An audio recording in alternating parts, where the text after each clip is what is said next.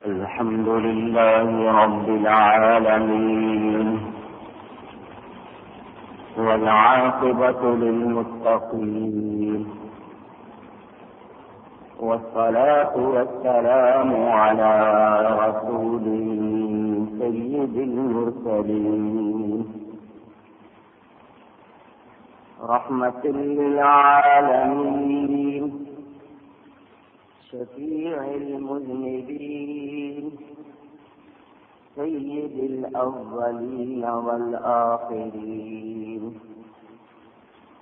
سيدنا ومولانا محمد رسول رب العالمين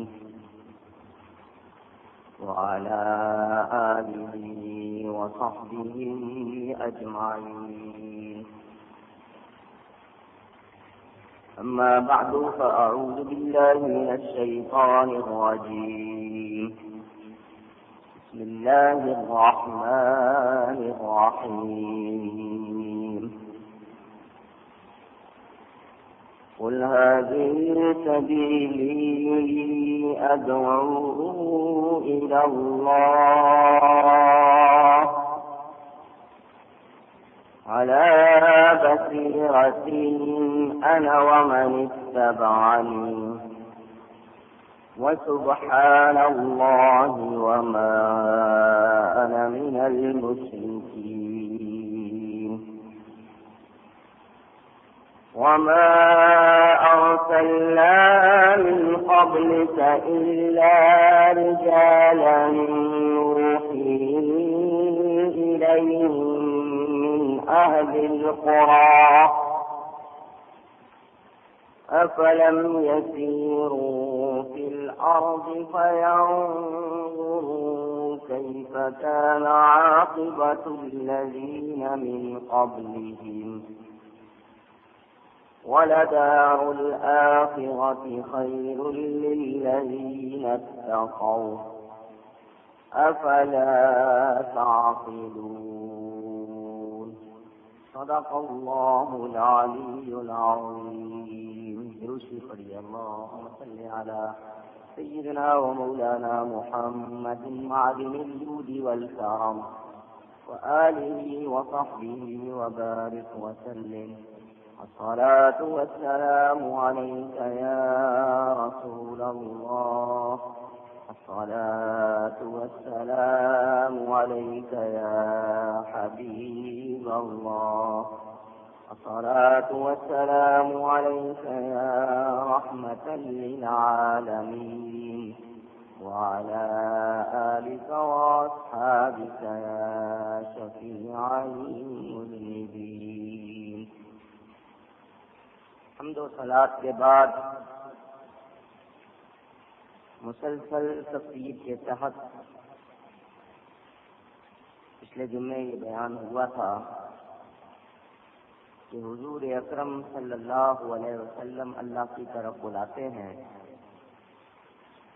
اور یہ ان کا راستہ ہے اور جو ان کے قدموں پر نقش قدم پر چلتے ہیں ان کی پیروی کرتے ہیں وہ دل کی آنکھیں رکھنے والے ہیں اور ساری پاکی اللہ تعالیٰ کو ہے. اور حضور صلی اللہ علیہ وسلم نے فرمایا کہ میں اللہ کی ذات و صفات میں کسی کو شریک کرنے والا نہیں ہوں. اس آیت کے تحت 2-3 جملے بیان ہوا ہے. علماء مفسرین نے، علماء تفسیر نے یہ بیان کیا کہ اللہ کا کوئی نبی اور رسول کسی حالت میں شرک نہیں کرتا، مشرک نہیں ہوتے وہ. اور اعلان نبوت سے پہلے یا اعلان نبوت کے بعد ان سے شرک صادر نہیں ہوتا. وہ سچے پکے مومن ہوتے ہیں اور دوسروں کو ایمان عطا کرتے ہیں، راہ ہدایت دکھاتے ہیں. ان کے بارے میں یہ سوچا بھی نہیں جا سکتا کہ وہ شرک کر سکتے ہیں. کیونکہ انبیاء معصوم ہیں، اور ہمارے نبی پاک صلی اللہ علیہ وسلم وہ ہیں جن کی برکت سے دوسروں کو نبوت ملی ہے، ان کے بارے میں یہ گمان بھی نہیں ہو سکتا کہ وہ شرک کریں یا کر سکتے ہیں یا انہوں نے کبھی کیا۔ علماء فرماتے ہیں اس آیت سے یہ چیز بھی ثابت ہوتی ہے کہ مومن کو ایمان چھپانا کسی طرح بھی درست نہیں ہے، اپنے ایمان کو ہرگز نہیں چھپانا چاہیے، بلکہ بندہ مومن کو ایسا ہونا چاہیے کہ اس کی صورت، اس کی سیرت، اس کا کہنا، اس کا کرنا، قول و فعل، اس کا لباس، اس کے انداز ایسے ہیں کہ جو ہر طرح اپنے آپ کو مومن ہونا ثابت کرے، اس کا مومن ہونا ثابت کرے۔ اسی کے تحت علماء نے یہاں تک لکھا ہے کہ کفار کی شکل بنانا بھی ایمان چھپانا ہے، یعنی ایسی شکل و صورت بنا لینا جیسی غیر مسلموں کی ہوتی ہے، جو ایسی شکل بناتے ہیں یا ان جیسی طرز اختیار کرتے ہیں، وہ بھی اپنے ایمان کو چھپاتے ہیں۔ گویا انہیں مسلمانوں والی باتیں پسند نہیں ہیں، وہ ان باتوں کو پسند کرتے ہیں جو غیر مسلموں کی ہیں۔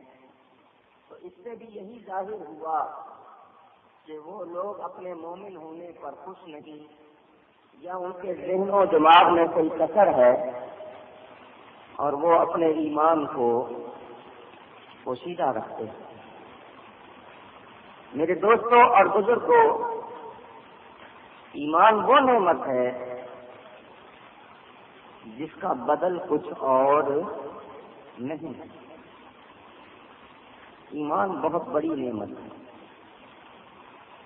اس نعمت کو نہ صرف محفوظ رکھنا چاہیے بلکہ اس کو پوری طرح ظاہر بھی کرنا چاہیے۔ وہ لوگ جو مسلمان کہلانے کے باوجود کافروں کا سا لباس پہنے، صورت کافروں کی سی بنا لیں، ان کے انداز کافروں والے ہوں، تو ایسے لوگ یہ یاد رکھیں کہ وہ اپنا مومن ہونا چھپاتے ہیں، اور جو اپنا مومن ہونا ظاہر نہ کرے، یا تو اس کو اسلام پر یقین کامل نہیں ہے، یا پھر وہ اسلام پر مطمئن نہیں ہے، یا اپنے اسلام سے خوش نہیں۔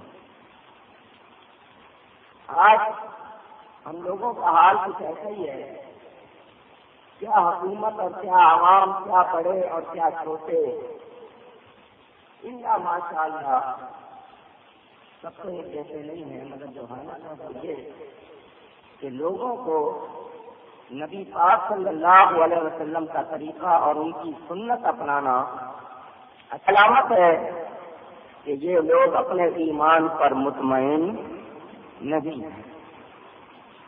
مجھے یہ بتائیے کہ وہ لوگ جنہوں نے نبی پاک کی سچی غلامی کی، صحابہ کرام، تابعین کے مطلب صحابہ کی پیروی کرنے والے، پھر تبع تابعین، ان تابعین یعنی صحابہ کے پیروکار، طبقے کی پیروی کرنے والے، اور پھر اس کے بعد درجہ بدرجہ، کیا وہ لوگ عزت والے نہیں تھے؟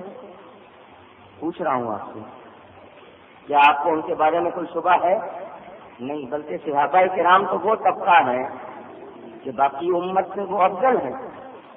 کوئی غیر صحابی ہرگز صحابی کے درجے کو نہیں پہنچ سکتا، بڑے درجے والے لوگ تھے وہ۔ کیا انہوں نے داڑیاں نہیں رکھی، امامے نہیں باندھے، کیا نبی پاک کی سنتوں کو نہیں اپنایا؟ سب کچھ کیا، اور وہ آج کے مسلمانوں سے زیادہ کامیاب تھا، بہت عزت والے تھے۔ آپ دیکھیں کہ ان کو اسلام کا اگر مطالعہ کریں تو آپ کو یہ بات پتہ چلے گی کہ ان لوگوں نے جتنا دین کو زیادہ اختیار کیا اتنی ہی ان کو عزت بھی زیادہ ملی. جتنا نبی پاک صلی اللہ علیہ وسلم سے وہ قریب ہوئے، جتنی محبت نبی پاک صلی اللہ علیہ وسلم کی انہوں نے زیادہ اختیار کی، اتنے ہی ان کو درجے اور مرتبے ملے. اور ان المحب لمن یحب مطیع، محبت کرنے والا محبوب کا فرما بردار ہوتا ہے، اپنے محبوب کی اطاعت کرتا ہے، اس کی فرما برداری کرتا ہے. تو دعویٰ تو ہم بھی حضور صلی اللہ علیہ وسلم کی محبت کا کرتے ہیں، مگر جس طرح محبت کے تقاضوں کو پورا کرنا چاہیے ہم کرتے نہیں. فرما برداری کرنا اور پیروی کرنا ہم کو پسند نہیں. یہی وجہ ہے کہ وہ برکتیں جو ان لوگوں کو حاصل تھیں وہ ہمیں حاصل نہیں. ہم لوگوں نے جتنا اپنے آپ کو دین سے دور رکھا ہوا ہے اتنا ہی ہم اللہ کی رحمتوں اور برکتوں سے دور ہیں. پہلے لوگوں کی حالات جب ہم سنتے ہیں پڑھتے ہیں تو ہمیں رشک ہوتا ہے کہ وہ لوگ کیسے لوگ تھے. میں بتاؤں آپ بھی کیسے ہو سکتے ہیں اگر سچے غلام بن جائیں نبی پاک صلی اللہ علیہ وسلم کے، ان کی سچی غلامی کریں تو وہی برکتیں آپ کو بھی مل سکتی. درجہ مرتبہ تو ان کا جو تھا وہ صحابیوں کا کوئی اور نہیں لے سکتا، مگر برکتیں اور رحمتیں ہم حاصل کر سکتے ہیں. ہمیں بھی نورانیت اور روحانیت مل سکتی ہے، لیکن شرط یہ ہے کہ ہم سچی غلامی کریں، صرف دعوے نہ کریں. تو ہمیں چاہیے کہ ہر طرح اپنے ایمان کی قدر کریں، اس کو ظاہر کریں اور کوشش کریں کہ ہم لوگ نبی پاک صلی اللہ علیہ وسلم کے طریقے پر ثابت قدم رہیں اور اس میں کسی طرح بھی کوتاہی نہ کریں. وہ لوگ جنہوں نے دنیا کی خاطر دین سے منہ موڑا ہے، مجھے بتائیے انہوں نے کیا عزت حاصل کی، ان کو کیا مل گیا؟ اور جنہوں نے دین کو چھوڑ کے دنیا کی طرف توجہ کی ہے، دین بھی ان کے پاس نہیں رہا. آپ اس کی تفصیل سنتے رہتے ہیں. جتنے بھی لوگوں کا حال دیکھیں جنہوں نے دنیا کو ترجیح دی، دین کو چھوڑا، انہیں کچھ بھی ہاتھ نہیں ہے. انہوں نے دین کو چھوڑا کہ دنیا ان سے خود بخود چھوٹ گئی. خسرت دنیا والآخرہ، یعنی دنیا اور آخرت کا نقصان اٹھانے والے وہ بنے، ان کو کچھ بھی حاصل نہیں ہوا. سیدنا امام حسین رضی اللہ تعالی عنہ کے واقعات آپ سنتے ہیں. یزید نے، اس کے ساتھیوں نے دنیا کی خاطر فرزند رسول کے قتل کو پسند کر لیا. بتائیے دنیا ان کو ملی اور آج تک ساری دنیا ان کو ملامت کرتی ہے. کوئی بھی ان سے کسی طرح راضی نہیں. وہ لوگ جو کسی طرح بھی دنیا والے تھے، اگر انہوں نے دنیا کو اختیار کر کے دین سے منہ موڑ لیا تو پھر دنیا بھی ان کے ہاتھ نہیں آئی. تو اس سے مجھے اور آپ کو یہ سبق ملتا ہے کہ ہم دین کو اختیار کریں، کیونکہ جو دین کو اختیار کرتا ہے دنیا خود بخود اس کے پیچھے آتی ہے. مجھے بتائیے وہ اولیاء کرام جنہوں نے بادشاہت کو چھوڑ کے فقیری اختیار کی، حکومت کو، تخت و تاج کو چھوڑ لیا اور فقر کو اختیار کیا، پھر بتائیے دنیا ان کے پیچھے پیچھے گئی یا نہیں گئی؟ آج بھی لاہور میں اس بادشاہ کا مقبرہ بھی ہے جس کو جہانگیر کہتے ہیں، جو ہندوستان پر حکومت کرتا تھا، اور اللہ کی راہ میں فقر اختیار کرنے والے اس درویش کی قبر بھی ہے جس کو دنیا داتا گنج بخش کہتی ہے رضی اللہ تعالی عنہ. لیکن جہانگیر ہندوستان پر حکومت کرنے کے باوجود اس بات سے محروم ہے کہ کوئی اس کی قبر سے جا کے فاتحہ پڑھے. کوئی پھول رکھے، چادر چڑھائے، کوئی اس کے نام کی نیاز دے، لیکن داتا کا دربار ہر وقت بھرا ہوا ہے، رونق ہی رونق ہے۔ نہیں عام لوگ نہیں، بادشاہ بھی سلام کرنے جاتے ہیں۔ تو یہ اس بات کی علامت ہے کہ انہوں نے دنیا کو چھوڑا تو دنیا ان کے پیچھے پیچھے جا رہی ہے، اور جو لوگ دین کو چھوڑ کے دنیا کے پیچھے لگے پھر دنیا نے بھی ان کی طرف توجہ نہیں کی۔ متعدد مثالیں اور واقعات مختلف اوقات میں آپ لوگوں کو سننے کا موقع ملتا ہے۔ اللہ والوں کے پاس بظاہر دنیا نظر آتی ہے مگر ان کو دنیا سے محبت نہیں ہے۔ صرف آپ کی یادداشت کو تازہ کرنے کے لیے، ایمان کو تازہ کرنے کے لیے ایک واقعہ سنا دیتا ہوں۔ عاشق رسول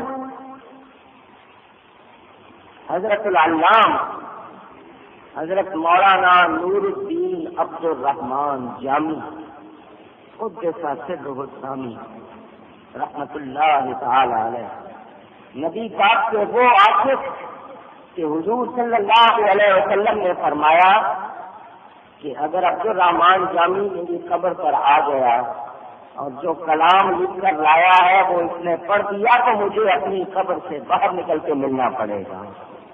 وہ عاشق صادق، بڑے عالم، بڑے فاضل، بڑے تجربے والے تھے۔ خیال ہوا کہ کسی کا ہاتھ پکڑوں، کسی اللہ والے سے تعلق جوڑوں، بیعت کریں، کسی کا مرید بنوں۔ اس زمانے میں شہرت تھی، حضرت مولانا عبید اللہ احرار نقشبندی سلسلے کے بزرگ تھے، ان کی شہرت تھی، ان کی طرف چلے۔ پہلے کبھی اس علاقے میں گئے نہیں تھے، کوئی انہیں وہاں جانتا نہیں تھا۔ اس زمانے میں یہ اتنے سلسلے بھی نہیں تھے شہرت کے کہ کسی شخص کی شہرت اس طرح پھیل جائے کہ لوگ اس کے چہرے کو بھی پہچاننے لگیں۔ حضرت مولانا سفر کرتے ہوئے حضرت احرار کے ہاں پہنچے۔ ابھی حضرت سے ملاقات نہیں ہوئی، دور سے ان کی حویلی دیکھی، محل دیکھا، سونے اور چاندی کی ریل ٹیل دیکھی، دنیا کی دولت بہت نظر آئی۔ تو کہنے لگے کہ یہ تو دنیا دار معلوم ہوتا ہے، یہ دیندار نہیں ہے۔ تو بڑے شاعر بھی تھے، قادر الکلام شاعر تھے، تو زبان سے ایک مصرع نکلا کہ نہ مرد عورت کے دنیا دوست دارت، وہ مرد نہیں ہوتا کہ دنیا کو دوست رکھے۔ جو دنیا سے محبت رکھتا ہے، جو دنیا سے دوستی رکھتا ہے، وہ مرد کہلانے کا مستحق نہیں۔ یہ زبان سے واپس ابھی کسی سرائے میں موٹل میں ٹھہرے، یہ جس طرح ابھی بھی گاؤں وغیرہ میں رہنے کے لیے کچھ چھوٹے موٹے کمرے بنے ہوتے ہیں، سرائے وغیرہ کہتے ہیں ان کو، انگریزی میں موٹل کہتے ہیں۔ ہوٹلوں کا تو زمانے میں رواج نہیں تھا۔ وہاں ٹھہرے، رات نماز پڑھ کے سوئے، خواب میں دیکھتے ہیں کہ قیامت کا میدان ہے، حشر کا دن ہے، اور لوگوں نے مولانا جامی کو گھیرا ہوا ہے۔ کوئی ادھر سے آ رہا ہے، کوئی ادھر سے آ رہا ہے، کوئی کہہ رہا مولانا میں نے آپ سے یہ چیز لینی ہے، کوئی کہتا ہے مولانا آپ نے میری یہ بات کرنی ہے، یہ چیز باقی ہے، یہ کرنا ہے، وہاں کرنا ہے۔ طرح طرح سے لوگ مولانا کو گھیرے ہوئے اور ان سے مطالبات کر رہے تھے۔ مولانا جامی ان میں گھرے ہوئے، کوئی چیز پاس نہیں تھی کہ ان کو دیں۔ اچانک ایک طرف سے ایک سوار آیا، اس سوار نے اعلان کیا کہ جامی سے جس کسی نے جو کچھ لینا ہو مجھ سے لے لو۔ جتنے بھی لوگوں کا مطالبہ تھا انہوں نے پورا کر دیا، جو جو مانگ رہا تھا اس کو دے دیا، سب خوشی خوشی واپس چلے گئے۔ مولانا جامی کی جان چھوٹ گئی۔ مولانا جامی بڑے خوش کہ میری جان چھوٹ گئی ہے، میرا کام بن گیا، میں تو گرا ہوا تھا۔ تو بہت زیادہ اپنی طرف سے خوش تھے۔ دل چاہا کہ اپنے محسن کا نام پوچھوں، ان سے پوچھوں کہ حضرت آپ کون ہیں؟ اس میدان میں آپ نے مجھ پر مہربانی کی ہے، میں آپ کا نام جاننا چاہتا ہوں، آپ کون ہیں؟ اپنا تعارف تو کروائیں، پہچان تو کروائیں۔ تو اس سوار نے کہا ہے جامی مجھے عبید اللہ احرار کہتے ہیں، میرا نام عبید اللہ احرار۔ آنکھ کھلی، بڑے شرمندہ ہوئے کہ میں تو ان کو دنیا دار سمجھ کے چھوڑ آیا تھا، ان کا محل دیکھا تھا، اس میں سونے چاندی کی ریل تیل دیکھی تھی، بظاہر دنیا دیکھی تھی، بدگمان ہو گیا تھا، اور میں تو یہ کہہ آیا تھا کہ یہ تو دنیا دار معلوم ہوتا ہے، اور انہوں نے خواب میں آ کر جو دستگیری کی ہے، میں کیا سمجھا تھا یہ کس کام میں ہے؟ آج بھی یہی حال ہے ہمارا، فوراً کسی کے بارے میں گمان کر لیتے ہیں، غلط خیالات کر لیتے ہیں، اور پھر بعد میں نقصان اٹھاتے ہیں۔ میں نے روایتوں میں پڑھا کہ سچا اللہ والا ہو اس کے خلاف سوچنے پر بھی سزا مل جاتی ہے، کہنا تو دور کی بات ہے، سوچنے پر بھی سزا مل جاتی ہے۔ وہ سچا اللہ والا دوسرے کے بارے میں نہیں، کوئی اللہ کا پیارا ہو اس کے خلاف سوچا جائے تب بھی پکڑ ہو جاتی ہے۔ اللہ تعالیٰ ہم سب کو ادب کی توفیق دے۔ واپس پھر دوبارہ مولانا کی طرف چلے، سفر کرتے ہوئے پہنچے، حضرت مولانا عبید اللہ احرار اپنے مریدوں کے معتقدوں کے درمیان تشریف فرما تھے۔ مولانا جامی پہلے کبھی وہاں آئے نہیں تھے، کسی سے ملے نہیں تھے، ہجوم میں جا کر پیچھے ایک طرف کنارے پر چپ کر کے بیٹھ گئے۔ حضرت صاحب سے پہلے کبھی ملاقات نہیں کی، سوائے خواب کے جو پچھلی رات دیکھ چکے تھے۔ جب وہاں پہنچے بیٹھ گئے، حضرت مولانا عبید اللہ احرار نے خطاب فرمایا عبد الرحمان جامی آگے آ جاؤ۔ جامی آگے آ جاؤ۔ تو وہ سوچنے لگے کہ مجھے تو یہاں جانتا پہچانتا کوئی نہیں، ہو سکتا ہے کسی اور کا نام جامی ہو، اور حضرت اس کو بلا رہے ہو، مجھ سے تو حضرت کا تعارف نہیں ہے۔ یہ سوچ رہے تھے تو آپ نے انگلی کا اشارہ کر کے کہا تمہیں کہہ رہا ہوں تم آگے آ جاؤ، تمہیں بلا رہا ہوں، آگے آ جاؤ۔ اب انکار کی گنجائش نہیں تھی، انکار کی گنجائش نہیں تھی، آگے آ گئے، سلام کیا۔ حضرت نے فرمایا جامی کل آئے تھے، ایک مصرع کہہ گئے تھے، ذرا سناؤ تو صحیح۔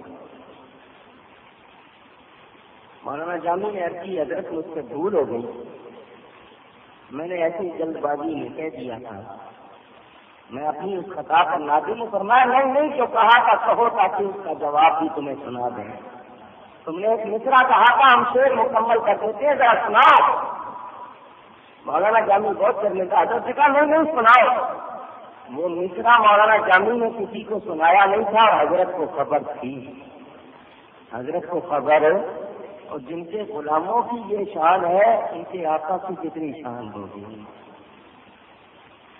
لوگ کہتے ہیں نبی پاک صلی اللہ علیہ وسلم کو خبر نہیں، حضور ہمارے دل کی دھڑکنوں کو بھی اللہ کی عطا سے جانتے، اور ہم تو کہتے ہیں بے خبر ہو جو غلاموں سے وہ آقا کیا ہے، بے خبر ہو جو غلاموں سے وہ آقا کیا ہے، اور بندہ مٹ جائے نا آقا سے وہ بندہ کیا ہے۔ اللہ وہ مرید کہلانے کے لائق نہیں جو پیر پر اپنے آپ کو فنا نہ کر دے، اور وہ سچا پیر نہیں جسے اپنے غلاموں کی خبر نہ ہو۔ ظاہر نہ کرنا یہ اور بات ہے، جن کے بچوں کی یہ شان ہے ان کے آقا کی کتنی شان ہو۔ اور نہ کہو جو مصرع کہہ گئے تھے، مولانا جامی نے سنایا حضرت عرض کی تھی کہ نہ مرد عالت کے دنیا دوست دار، اس کو یوں بھی پڑھا جاتا ہے نہ مرد کے دنیا دوست دار، وہ مرد نہیں ہوتا جو دنیا کو دوست رکھے. فرمایا اس کے آگے جواب لکھ دو اگر کارد برائے دوست دار.